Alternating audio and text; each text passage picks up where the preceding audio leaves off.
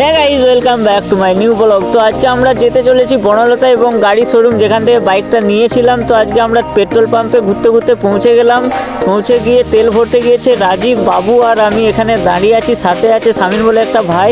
তো তার কাছ থেকে হেলমেটটা নিয়ে নিলাম। হেলমেটটা নিয়ে পেট্রোল ভরতে গেছে। আসলে হেলমেট ছাড়া পেট্রোল দিচ্ছিল না, তাই ভাইটার কাছে হেলমেটটা নিলাম পেট্রোল ভরার জন্য। পেট্রোল ভরতে গেছে বাবু আর আমি এখানে দাঁড়িয়ে আছি। রাজীব চলে এসছে পেট্রোল ভরে।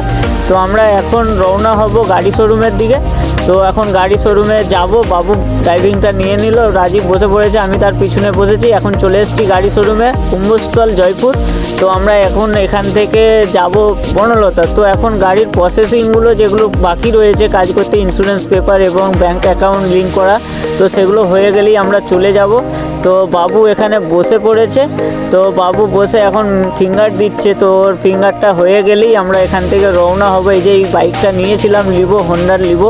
তো বাইকটা খুবই ভালো, খুবই মাইলেজ ভালো। তো দাদা ইন্স্যুরেন্স পেপার ওই যে রেডি করে আমাদেরকে মিষ্টি খাওয়াতে নিয়ে এলো। মিষ্টি খেলাম, তারপর এখান থেকে বেরিয়ে পড়লাম।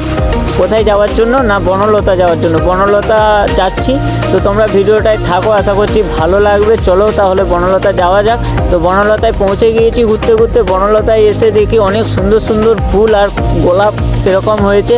তো তার সঙ্গে সঙ্গে পাশে কিছু দুজন সুন্দর সুন্দর দিদিভাই ভিডিও বানাচ্ছিলো, তাদের কাছে গিয়ে একটা ভিডিও বানিয়ে নিলাম। তো ওরা বুঝতেও পারলো না। তো বানানো হয়ে যেতে ঘোড়া দেখলাম এবং কিছু ছবিও তোলা হলো। রাজীব ছবি তুললো, বাবু ছবি আমিও তুলে দিলাম। তো আজকের ব্লগটা এই পর্যন্ত। সবাই ভালো থাকবে, সুস্থ থাকবে।